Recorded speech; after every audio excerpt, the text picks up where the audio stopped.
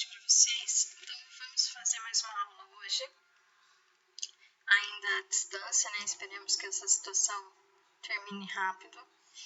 Eu dei uma olhada na lista que vocês fizeram lá no portal para mim, mas foram poucos os envios, na verdade, em relação ao nosso conceito de teorias de ácidos e bases. Então, a lista era sobre ácidos de Arrhenius, de Bronsted-Lowry e de Lewis, principalmente focando então em Lewis, né? E como o prazo para atividade se encerra hoje, eu não fiz ainda a correção para liberar, porque pode ser que mais alguém ainda faça a entrega. Então eu posto posteriormente as respostas ou os comentários a respeito da lista. É claro que também a lista tinha gabarito, então vocês sabem já a resposta, mas eu vou fazer comentários e a ideia é fazer algumas discussões. Tem outros exercícios desse tipo de ácidos e bases na nossa lista de estudo que está no portal, e eu pretendo também conversar a respeito de alguns exercícios dessa lista para a gente ir acompanhando a resolução.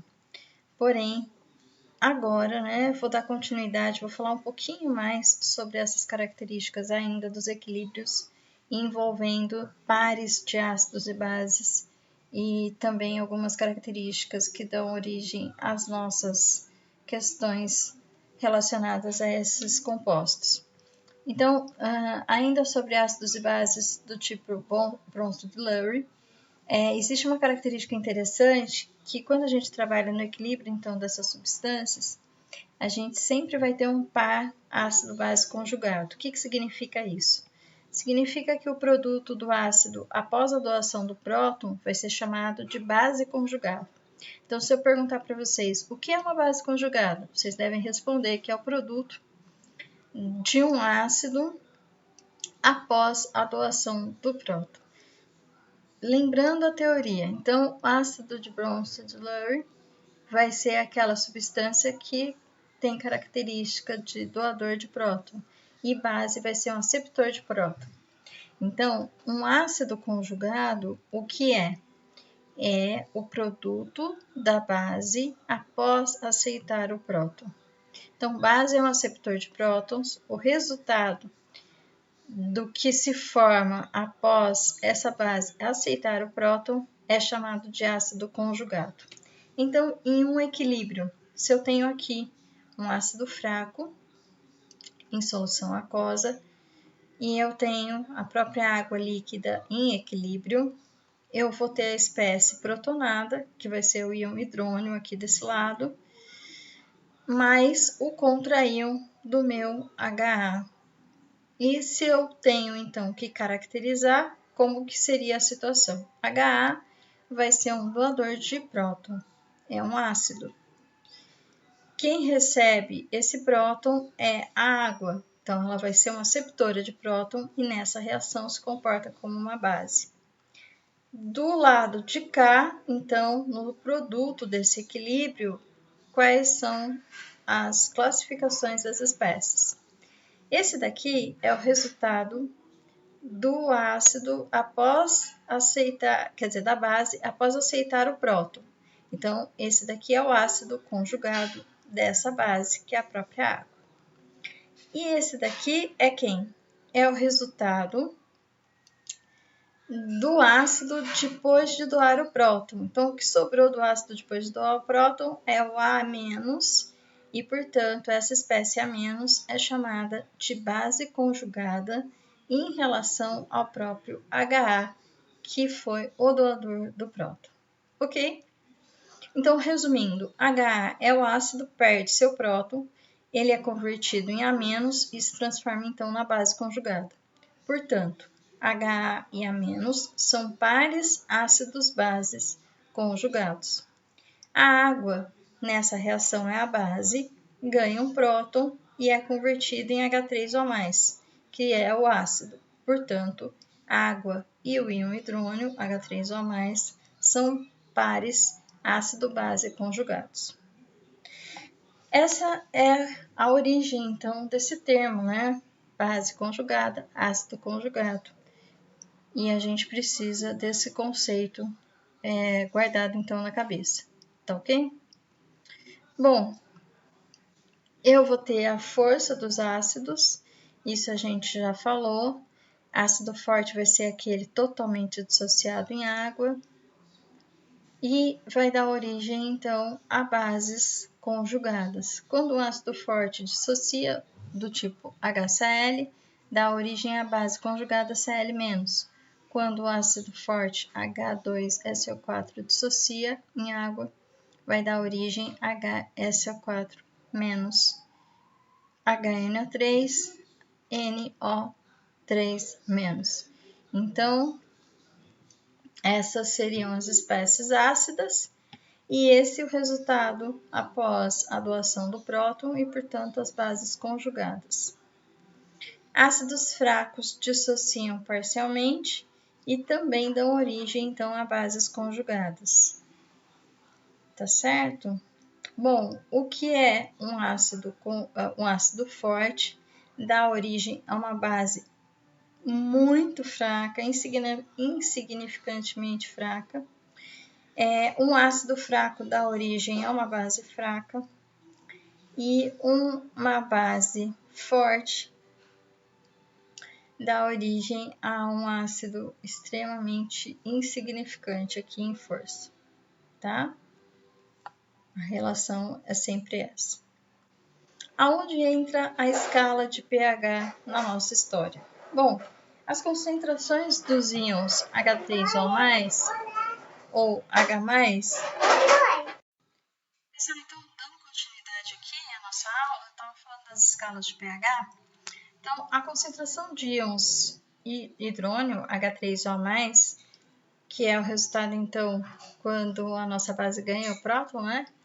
Ou, resumindo, seria como se fosse só o próton que é envolvido na doação do próton no nosso conceito de arrênios, né? De ácido de arrênios.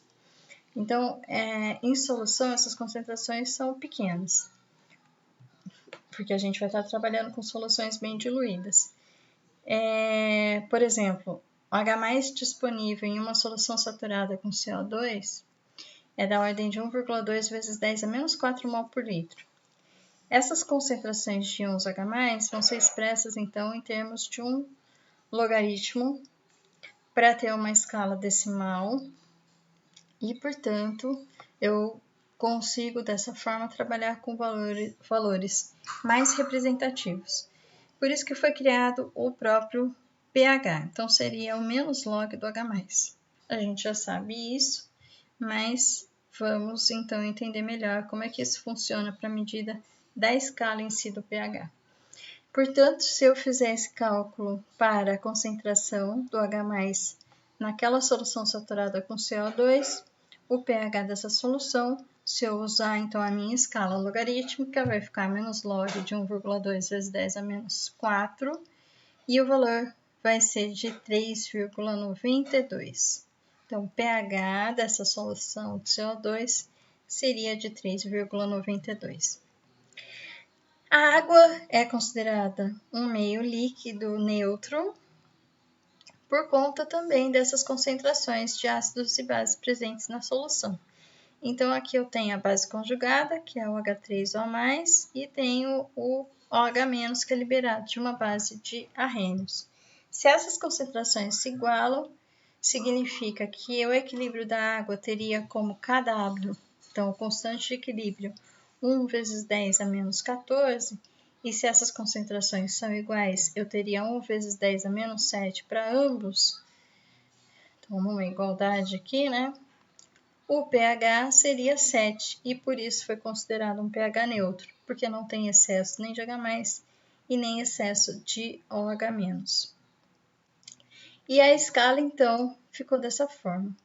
Esses valores de pH, eles só são reais a temperatura de 25 graus, por isso que quando a gente vai fazer as medidas de pH, é necessário ter um controle de temperatura também no pH-metro, e isso ocorre por conta do próprio kW, porque o kW é um valor tabelado, mas como toda constante de equilíbrio, sofre influência da temperatura, E então tem uma temperatura fixa, que no caso é 25 graus, para o valor que é de 1,10 a menos 14. Então, esse pH 7, na verdade, ele só é real em temperaturas de 25 graus. Para soluções ácidas, significa que eu vou ter um excesso de H+, então a concentração de H+, vai ser superior a 1 vezes 10 a menos 7, e, portanto, o pH vai ser menor que 7. Para soluções básicas, a concentração de H+, vai ser menor que 1 vezes 10 a menos 7, e, portanto, o pH vai ser maior que 7, considerado básico. Quanto maior o pH, mais básica é a nossa solução. E a escala completa, então, seria dessa forma, onde eu tenho aqui até alguns representantes para que a gente possa ter uma ideia, né, da força desses ácidos ou bases. O hidróxido de amônio, o hidróxido de sódio, está aqui no pH 13, quando eu tenho uma solução 0,1 mol por litro. A amônia está aqui por volta de pH 12. O leite de magnésio 10, bórax 9, a água do mar praticamente 7,8 mais ou menos. Sangue, lágrimas, fluidos biológicos em geral tem um pH de 7,4. Leites um pouquinho menor que 7, 6,8 mais ou menos. A saliva também, valores menores que 7.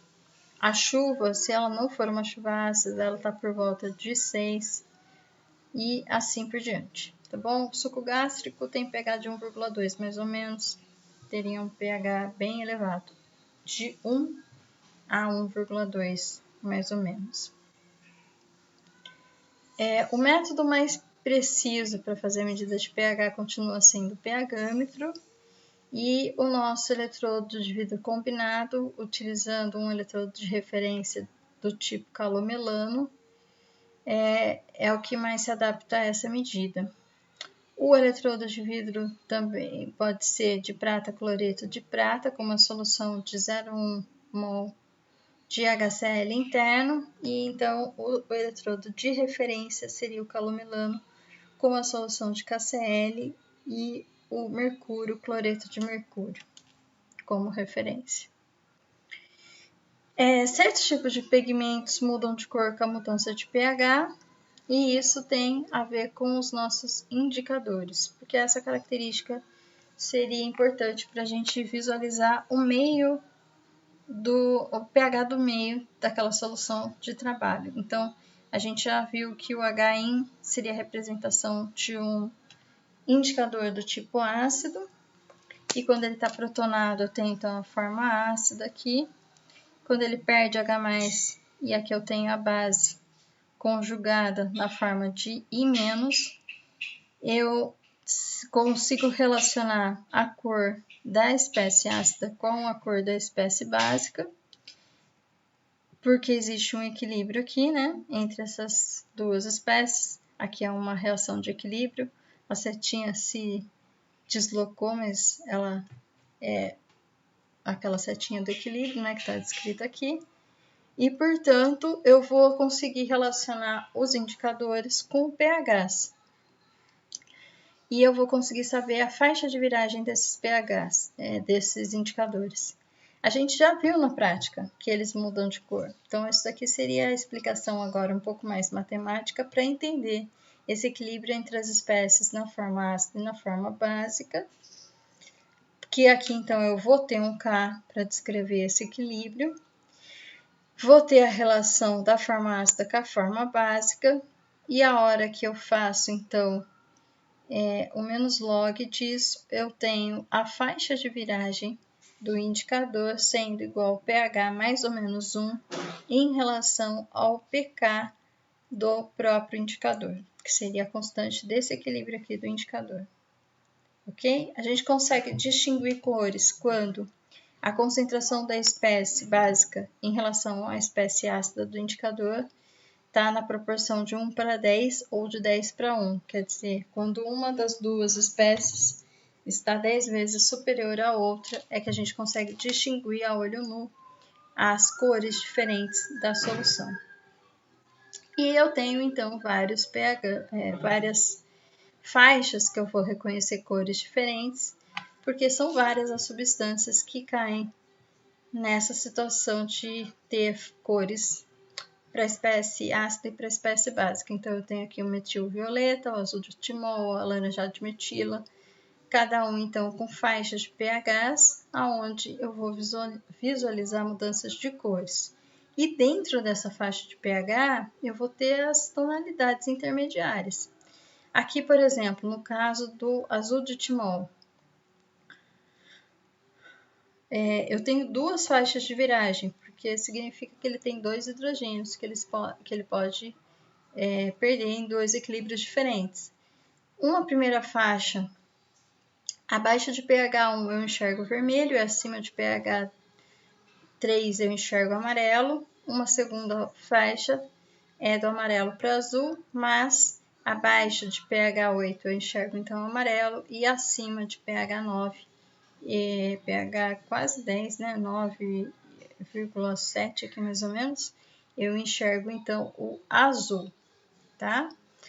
Se tiver no pH 8,5 aqui, estaria bem nesse meio aqui, que cor que eu vou enxergar?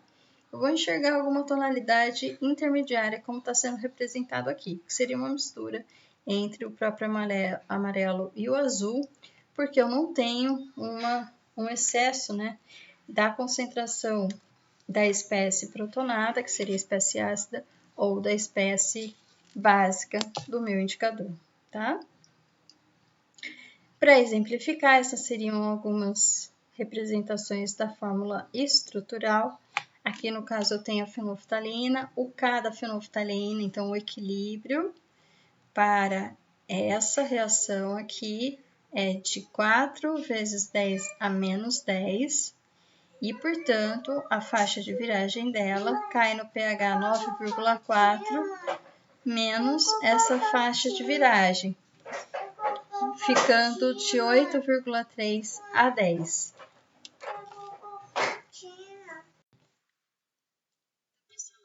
Só para a gente finalizar aqui, eu estava explicando para vocês por que a faixa de viragem da fenolftalina, então, é de 8,3 a 10.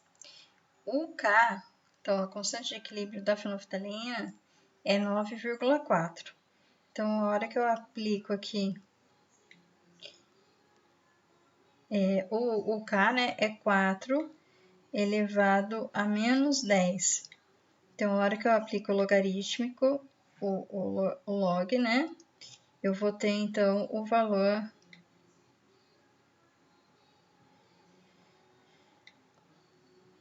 de 9,4 de pH. Ele vira, então, na faixa de mais ou menos 1 desse pH relativo ao K, e, portanto, a faixa de viragem é aproximadamente 8,3 a 10.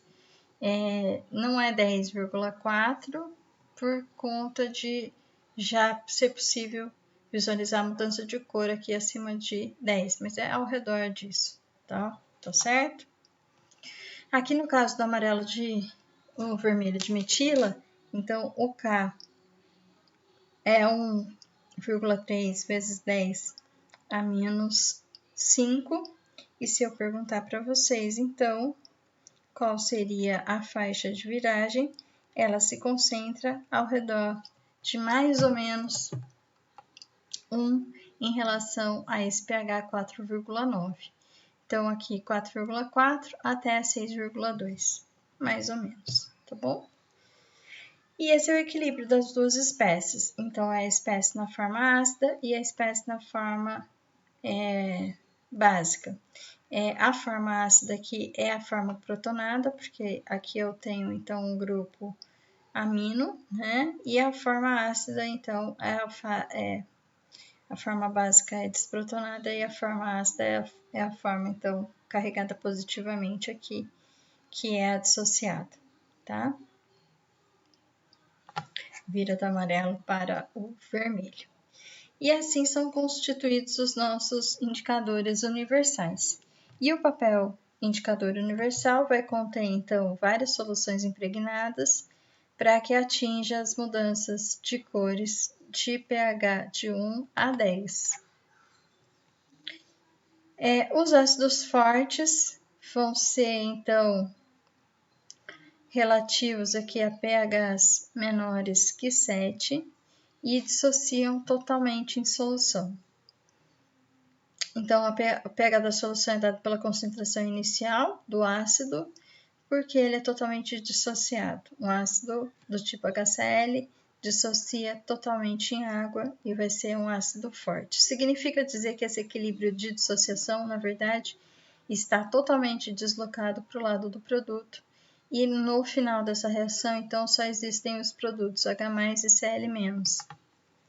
Não existe mais a espécie de partida. Os ácidos fortes mais comuns são HCl, HBr, HI, ácido nítrico, HClO3, HClO4, perclórico hipocloroso e o ácido sulfúrico. Os ácidos fortes são considerados eletrólitos fortes, porque dissociam em água total, como está descrito aqui.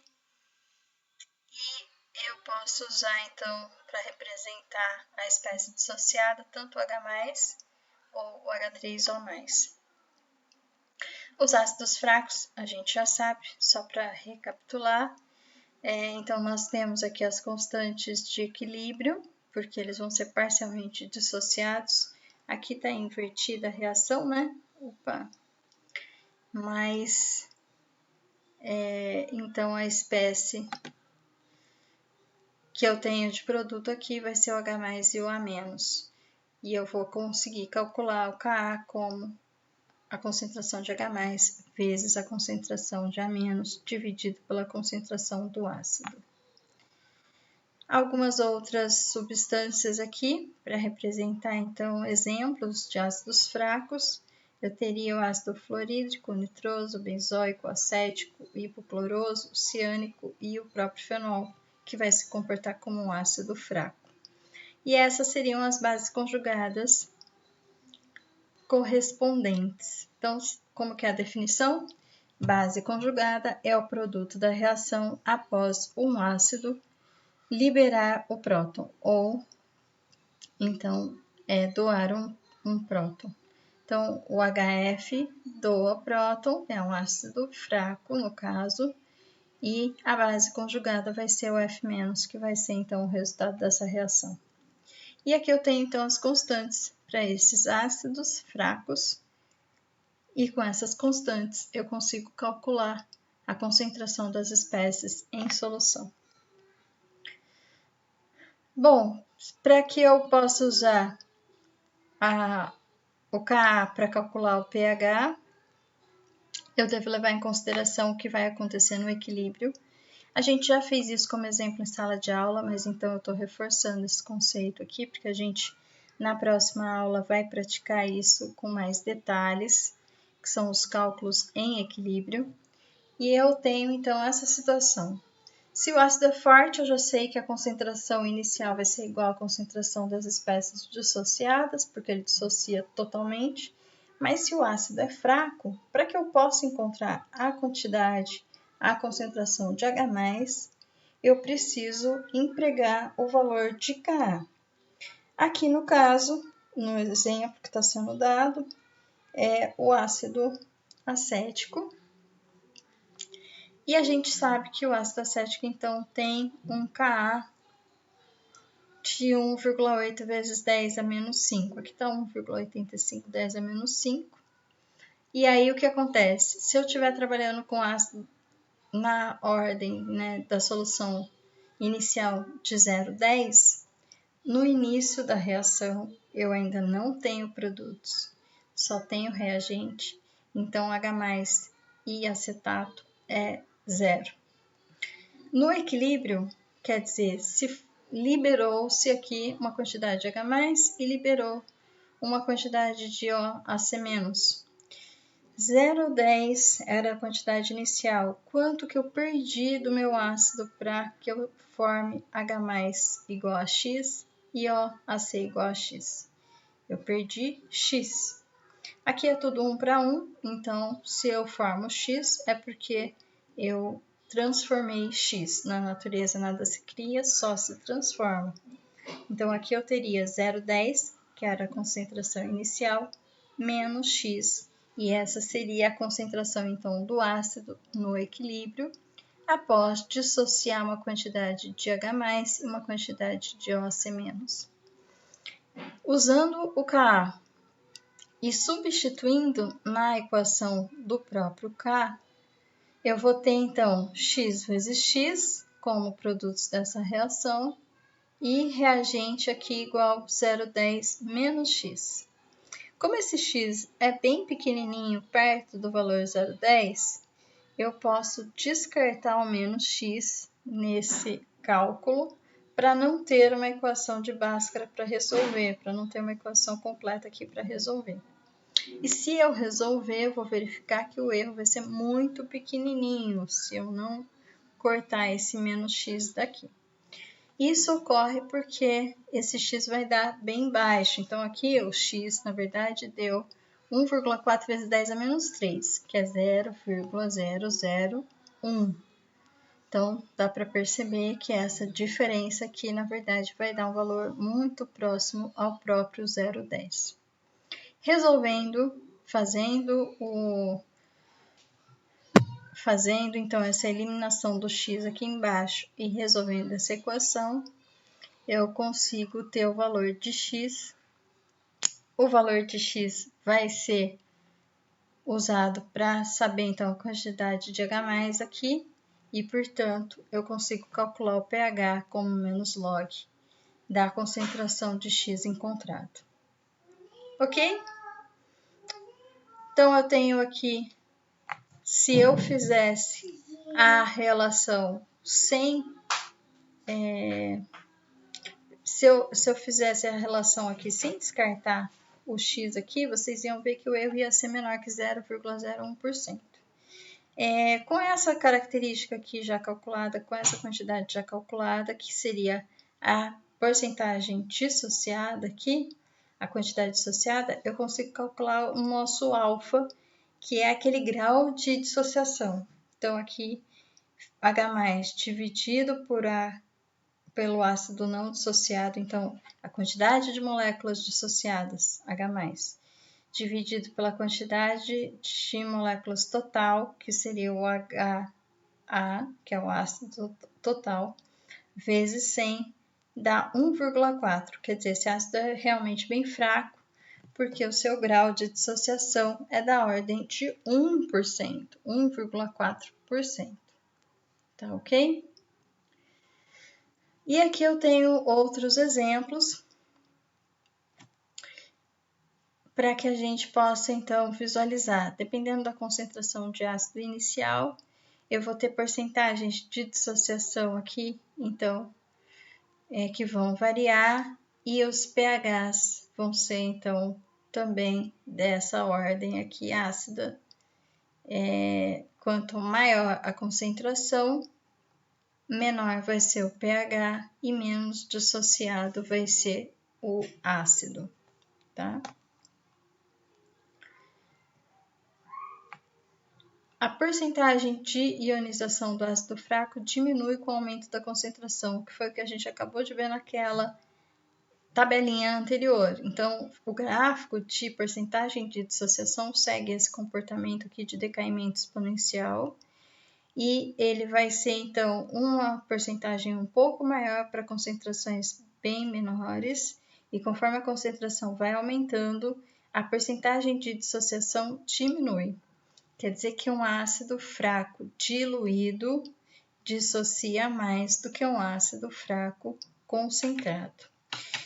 Um ácido fraco mais concentrado dá pHs mais ácidos do que um ácido diluído, porém o grau de dissociação do diluído é maior do que o concentrado, tá? Que é o que a gente consegue visualizar aqui.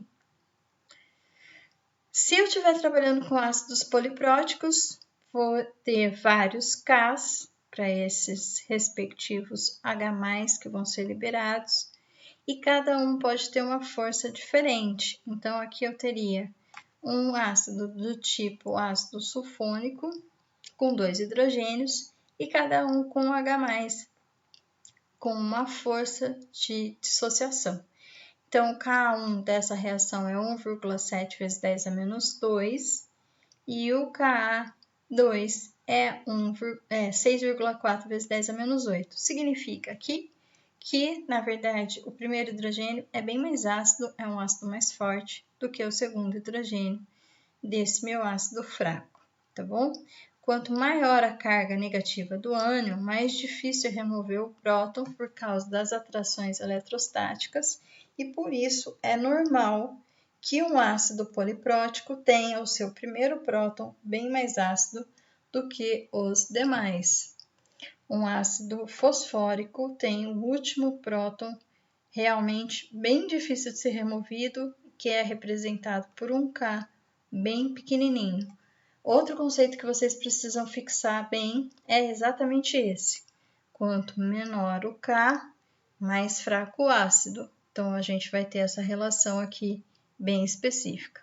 Aqui, esse K é menos 8 aqui, então 6,4 vezes 10 a menos 8 representa um ácido bem mais fraco do que esse, que tem um K 1,7 vezes 10 a menos 2. Tá certo, pessoal?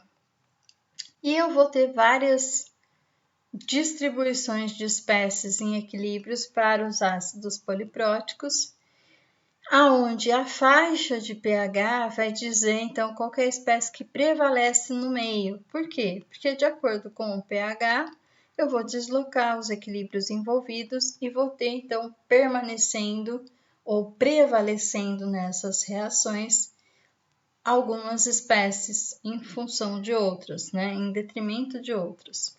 Aqui eu tenho o exemplo do ácido carbônico.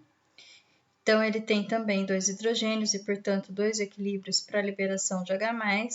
Esses são os respectivos Ks. O primeiro K é 4,3 vezes 10 a menos 7. O segundo é 5,6 vezes 10 a menos 11.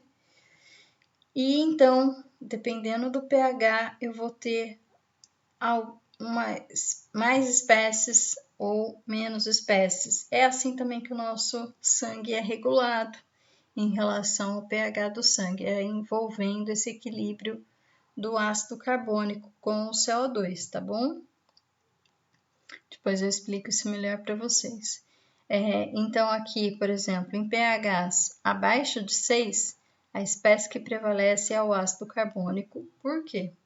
Porque em pHs menores que 6, eu tenho uma quantidade de H+ aqui que vai ser elevada, e eu vou deslocar, então, esse equilíbrio para esse lado de cá. Então, a quantidade de H+ vai exceder esse valor de K1 e, portanto, esse equilíbrio vai estar deslocado para H2CO3. Por isso que essa espécie é praticamente a única que será visualizada na solução. Em pHs na faixa de 4 até 13, mais ou menos, eu tenho espécies HCO3-, mas ela também vai ter um equilíbrio aqui com o próprio H2CO3 e um equilíbrio com o CO3 2-. No pH aqui, por volta de 9, seria a única espécie no meio. Então, em pHs por volta de 9, eu tenho majoritariamente só HCO3-, por conta do próprio K envolvido aqui na reação, que vai, então, deslocar os dois equilíbrios agora no sentido de permanecer com essa espécie aqui, sendo a majoritária. Em pHs que são maiores do que esse K aqui, né? Eu vou ter então uma quantidade de H+ presente bastante reduzida. E aí eu vou deslocar esse equilíbrio em qual sentido? Se o H+ diminuiu muito, eu vou deslocar no sentido agora de produto. E a espécie que vai permanecer em destaque vai ser o CO3 2-, que é o que está sendo mostrado aqui. Então, essas faixas de pHs têm a ver com estar acima ou abaixo dos Ks, deslocando então esses equilíbrios aqui, e assim que eu vou conseguir visualizar quais espécies estão presentes.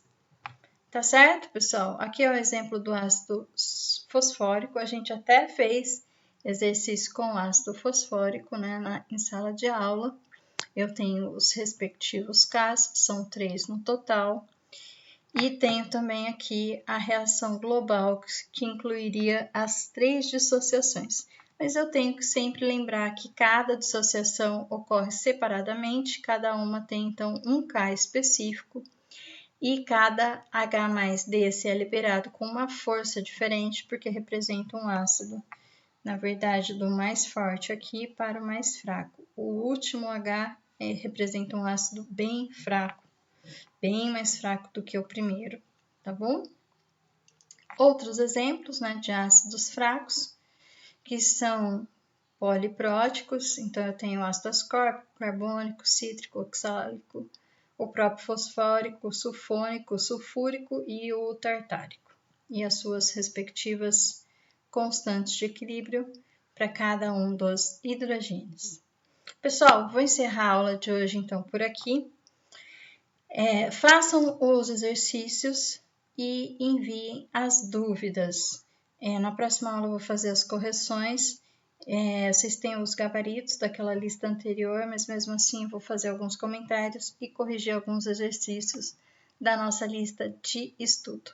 Pessoal, continuem em casa, se cuidem, mas não parem de estudar. Por favor, enviem dúvidas se vocês precisarem. Pode ser via portal mesmo, que eu respondo as mensagens individuais. Pode ser encaminhando então para o meu e-mail.